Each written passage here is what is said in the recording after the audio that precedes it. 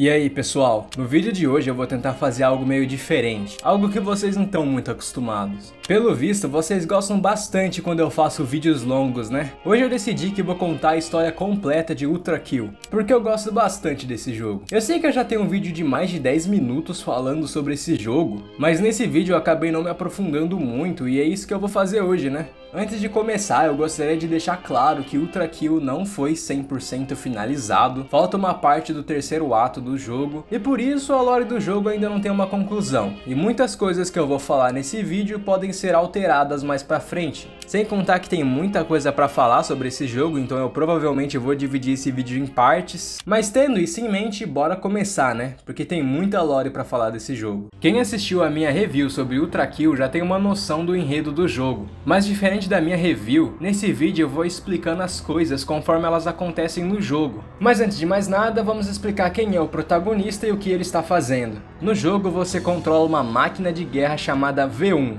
Ou V1 para os mais íntimos. O V1 é uma máquina extremamente ágil que carrega um arsenal poderoso. Porém, nosso amiguinho V1 não consegue recarregar sua energia de forma convencional. Começando o jogo, você é apresentado com algumas informações importantes. Primeiro, o jogo diz que você está se aproximando do inferno, logo depois uma mensagem aparece dizendo: a humanidade está extinta, sangue é combustível, o inferno é combustível. Seguindo o tutorial, você consegue encontrar um revólver e precisa passar por alguns obstáculos enquanto elimina tudo que entra no seu caminho. Bom, pelo menos agora você já sabe que nós estamos literalmente indo pro inferno e que a humanidade já não existe mais. Mas por que exatamente o nosso protagonista está descendo no inferno, você me pergunta? Bom, o V1, assim como todas as outras máquinas e robôs do jogo, usam sangue como combustível. A única maneira de se curar nesse jogo é atacando seus inimigos e se curando com o seu sangue. O V1 precisa de violência constante para continuar funcionando. E como a humanidade não existe mais, a gente pode entender que o protagonista está descendo no inferno em busca de sangue fresco para que ele possa continuar funcionando. No mundo de Ultra Kill, o céu e o inferno não só existem, como também já foram descobertos e estudados pela humanidade antes de sua extinção. O prólogo do jogo não se passa no inferno, e sim em uma instalação que fica na entrada do inferno. Os inimigos que você encontra no prólogo são os Husks. Eles são basicamente o que restou de alguém que foi mandado para o inferno. A razão deles parecerem estar incompletos, com pedaços faltando ou mesmo sem pele, é porque a força e a aparência de um Husky é baseado no valor da alma original. Então aqueles que eram mais conhecidos e importantes em vida acabam se tornando Huskies maiores e mais fortes, enquanto os Huskies que você enfrenta no prólogo eram pessoas tão insignificantes que nem sequer conseguiram formar um corpo inteiro. Ainda no prólogo você também vai encontrar o Swords Machine, o que indica que o V1 provavelmente não é a única máquina que está descendo no inferno matando todo mundo só para continuar vivo, né? Lendo um pouco sobre o Swords Machine e os outros robôs, você descobre que antes da humanidade ser extinta, uma grande guerra estava acontecendo. Essa guerra é chamada de a Guerra Final. A grande maioria dos robôs que você enfrenta no jogo são na verdade máquinas que foram criadas para lutar nessa guerra. Guarde essa informação porque isso vai ser importante depois. Ao que tudo indica, a Guerra Final teria começado na Primeira Guerra Mundial, porém ao invés de ter acabado igual aconteceu com a gente, ela se elevou em um conflito que durou mais de 100 anos. Você pode confirmar essa informação simplesmente analisando o visual e o design das máquinas mais antigas do jogo. As máquinas mais antigas, como por exemplo Gutterman, têm um design mais cinza e quadradão, algo que você esperaria da Primeira Guerra Mundial. Enquanto as máquinas que vieram por último, como por exemplo o próprio V1, têm um visual bem mais futurista e moderninho, o que indica que a Guerra Final durou por muito tempo. E algo muito interessante sobre a Guerra Final é que você consegue ver a evolução cultural da humanidade simplesmente analisando o visual dos robôs. Como eu já disse, as primeiras máquinas eram mais quadradonas e cinzas, porém depois você consegue ver um certo impacto cultural no design dos robôs. Pega por exemplo esse robô aqui, o Gutter Tank, que aliás é um inimigo extremamente chato, por favor remova ele do jogo. Ele se parece muito com um robô que sairia de um desenho dos anos 90, provavelmente porque ele foi criado durante os anos 90. E esse inimigo aqui, o Street Cleaner, por que você acha que ele parece um personagem de Star Wars? Provavelmente ele foi criado na época em que esse design de robôs ainda estava em alta, né? Isso explica porque os últimos robôs que foram criados são tão diferentes, porque eles foram criados em um contexto cultural diferente e isso é muito louco. Mas voltando para a história aqui, derrotando o Swords Machine, você consegue roubar a sua Shotgun, que permite que você lance explosivos e dê parry nos seus próprios disparos. No prólogo, você também é introduzido aos demônios, que são basicamente criaturas formadas pela própria massa infernal, ou em alguns casos, eles são formados pelo que restou dos pecadores. Logo no prólogo, nós também somos apresentados às missões secretas, que são basicamente missões extras que se você conseguir passar, você ganha um pedacinho da lore. A primeira missão secreta é basicamente uma missão de terror. Você tá praticamente desarmado e é obrigado a atravessar um labirinto escuro enquanto um monstrinho te persegue. Chegando no final dessa fase, você encontra uma mensagem. A humanidade é um fracasso. O livre-arbítrio é uma falha. Deixe que o mal de suas próprias bocas os consumam. E então eu irei começar de novo. E minha palavra será a lei. Uau, eu me pergunto quem foi que escreveu isso. Seguindo para a última fase do prólogo, você encontra uma sala com um portão e 2 estátuas. Nesse portão está escrito algo como: abandone toda a esperança a quem entra aqui.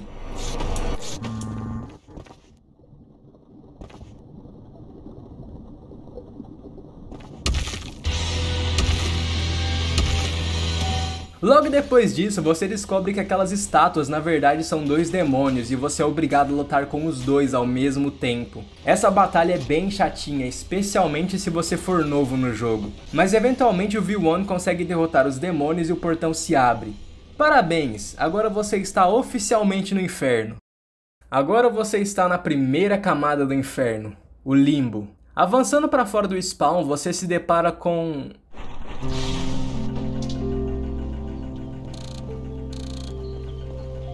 Ao avançar pelo limbo, você se depara com um cenário calmo que tem uma música relaxante, com árvores, castelos e até uma cachoeira. Algo bem diferente do que você esperaria vindo de um inferno, né? Porém, não deixe a aparência dessa camada te enganar, pois jogando um pouco você percebe que tem algo de muito errado com o limbo.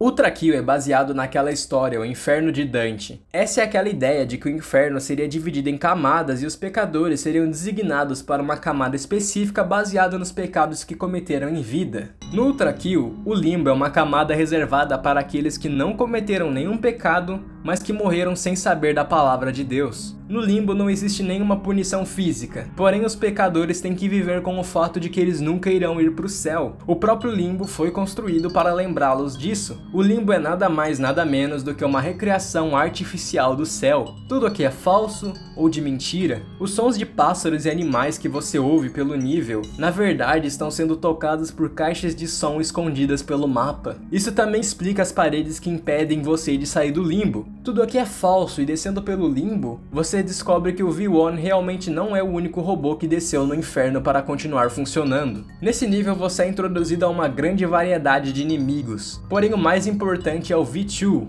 ou V2. O V2 é o boss final do limbo, e é sério, eu simplesmente adoro esse personagem.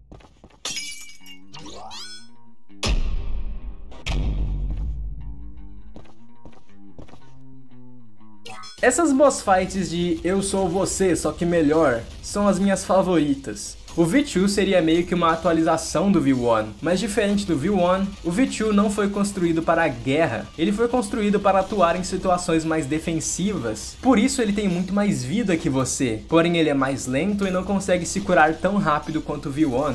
Essa batalha é tão difícil que é praticamente um skill check. O V2 é o personagem que te ensina a jogar. No primeiro encontro com o V2, ele acaba fugindo e agora você pode equipar o braço do V2, que permite que você dê socos bem mais poderosos. Porém não dá pra dar parry com o braço do V2, então Ainda no limbo é possível acessar uma fase secreta. Para acessar essa fase secreta você só precisa jogar uma moeda na primeira fonte do limbo e pronto, fase secreta.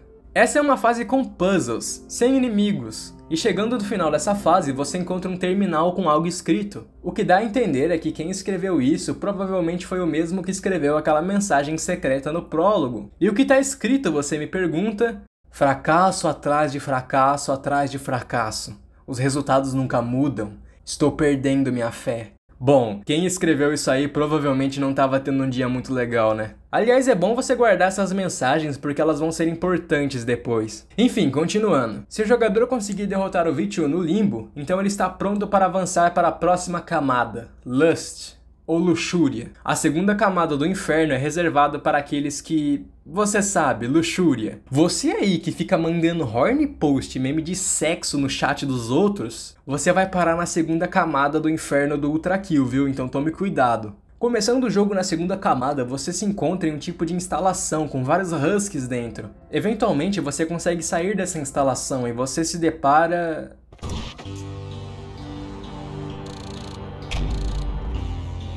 com uma cidade? Pois é, aposto que você não esperava por essa. A segunda camada do inferno é uma cidade gigantesca com prédios, casas e até um metrô. Aqui nessa camada você também vai encontrar os soldados, que são husks que foram equipados com armas e armadura, o que indica que quem construiu essa cidade também estava a fim de proteger ela. A propósito, você deve ter percebido aquele gigantão que fica andando pela cidade, né? O nome desse gigante é Minos. Guarda essa informação porque esse gigante vai ser muito importante para essa história. Na segunda camada do inferno, a punição já começa a ficar física. Nessa camada, os husks seriam carregados por ventos e tempestades enormes sem parar. Porém, nesse jogo, ninguém parece estar sendo afetado por esse vento por causa dos muros da cidade. Viver em uma cidade bonitinha dessa, sendo protegido por um exército de soldados, não parece ser tão ruim assim. Especialmente se você se lembrar que esse deveria ser o inferno. Mas como isso aconteceu? Bom, o responsável por isso é o Rei Minos. O Rei Minos, o rei da segunda camada, acreditava que o tormento eterno era uma punição exagerada e sem sentido para aqueles no qual o único pecado foi amar o outro. Depois do desaparecimento de Deus, os reinos do céu ficaram instáveis, e Minos se aproveitou disso para reconstruir a segunda camada. Opa, isso nos dá algumas informações interessantes. No jogo você vai encontrar várias indicações de que Deus não existe mais. Ao que tudo indica, um dia ele simplesmente desapareceu sem mais nem menos, deixando os reinos do céu sem um líder, obviamente causando muita instabilidade no céu e fazendo com que um vácuo de poder surgisse. O rei Minos se aproveitou dessa situação e começou a reconstruir a segunda camada do inferno. Ele levantou prédios, criou uma cidade inteira que iria proteger as almas dos ventos e tempestades que aconteciam ali. Ele até mesmo construiu uma usina hidroelétrica, o que significa que as pessoas da segunda camada do inferno têm acesso à energia elétrica gratuita e você não. Porém, infelizmente para o rei Minos, os reinos do céu conseguiram se reestabilizar. Eles criaram um concílio de anjos que iria governar os céus na ausência de Deus. E é óbvio que eles ficaram putaços quando descobriram o que o Minos estava fazendo. De acordo com eles, Minos estava desrespeitando a vontade de Deus, e que o inferno existia para punir as almas por seus pecados, não recompensá-las. Por esses motivos, eles mandam um carinha para a segunda camada conhecida como Anjo Gabriel. Guarda esse nome porque esse cara vai ser muito importante. O nosso amiguinho Gabriel simplesmente debulhou o rei Minos. Ele não só assassinou o rei, ele separou seu corpo de sua alma, aprisionando a alma do rei Minos e fazendo com que o corpo dele se tornasse apenas um gigante desalmado que fica vagando pela cidade que um dia ele reinou enquanto busca por pecadores para punir. E é aí que o V1 entra na história. O V1 deve atravessar toda a camada Lust e derrotar o rei Minos para avançar para a próxima camada. É isso mesmo, você tem que lutar com o rei Minos. A batalha é bem desafiadora, porém o rei já está muito enfraquecido no momento em que você encontra ele, e eventualmente o V1 consegue derrotar o rei. A verdade é que o rei Minos já tinha sido derrotado muito antes do V1 aparecer, você simplesmente só vai lá para finalizar o cara. Após derrotar o rei Minos, você pode avançar para a próxima camada, Gluttony. Essa camada é reservada para aqueles que foram gulosos, aqueles que consumiram em excesso, aqueles que comeram muito mais do que precisavam. É o lugar que a Thaís Carla vai ir quando ela morrer. Papa's Chicken Sandwich. Não!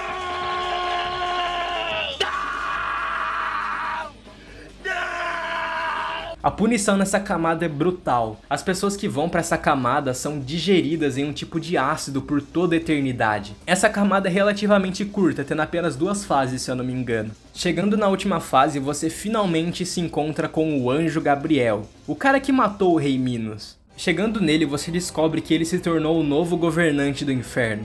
Ele é o cara que cuida de todos os assuntos do inferno, basicamente. E obviamente ele não gostou nada do que você fez, invadindo as camadas e matando todo mundo. Então ele está disposto a punir você e matar você quantas vezes for necessário. Ele é até que forte, mas ele é muito orgulhoso, então constantemente ele vai parar no meio da luta pra ficar te provocando, e é nessas horas que você tem que debulhar ele. Se você conseguir fazer tudo direitinho, eventualmente você consegue derrotar ele. E ele começa a ficar chorando igual um bebezinho. Ele fica muito revoltado com o fato de que um anjo pode ser derrotado por uma máquina, e ele foge, enquanto promete vingança. Porém ainda não acabou. Na terceira camada você tem uma das fases secretas mais interessantes do jogo. Se você fizer tudo certinho, um portão vai se abrir na primeira fase da terceira camada. Atravessando esse portão e você é levado para uma fase secreta. E se prepare porque você vai apanhar muito nessa fase. Você começa em um lugar completamente escuro e você vai avançando para frente enquanto uma música toca.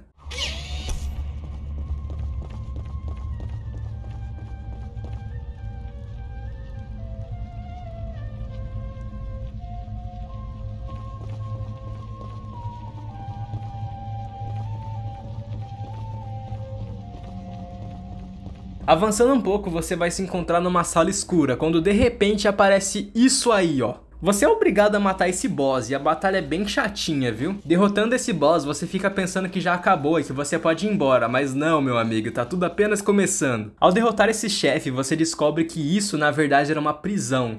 E quem estava aprisionado dentro dessa prisão era nada mais nada menos do que a alma do Rei Minos. O Rei Minos acabou se tornando o que o jogo chama de uma Prime Soul. Uma Prime Soul é basicamente uma alma que é tão forte e memorável que ela nem sequer precisa de um Husky para se manifestar. Tanto que o jogo chama ele de Minos Prime. Basicamente ele agradece você por ter libertado ele da prisão, porém assim como Gabriel, ele também tá muito puto com você. Você descobre que além de ser o rei da segunda camada, um dia ele já foi o governante do inferno. Basicamente o cargo que o Gabriel ocupa hoje. E sendo alguém que já controlou todo o inferno, ele sabe muito bem do perigo que você representa. Ele diz que não vai perdoar você pelos seus pecados, basicamente ter invadido e matando todo mundo de novo. E ele diz que a punição pelos seus crimes é a morte. E olha, se prepara porque essa boss fight é extremamente difícil. Olha, eu já joguei muitos jogos difíceis, mas o Minos Prime é um dos únicos personagens que eu já enfrentei que diz morra e literalmente te mata depois.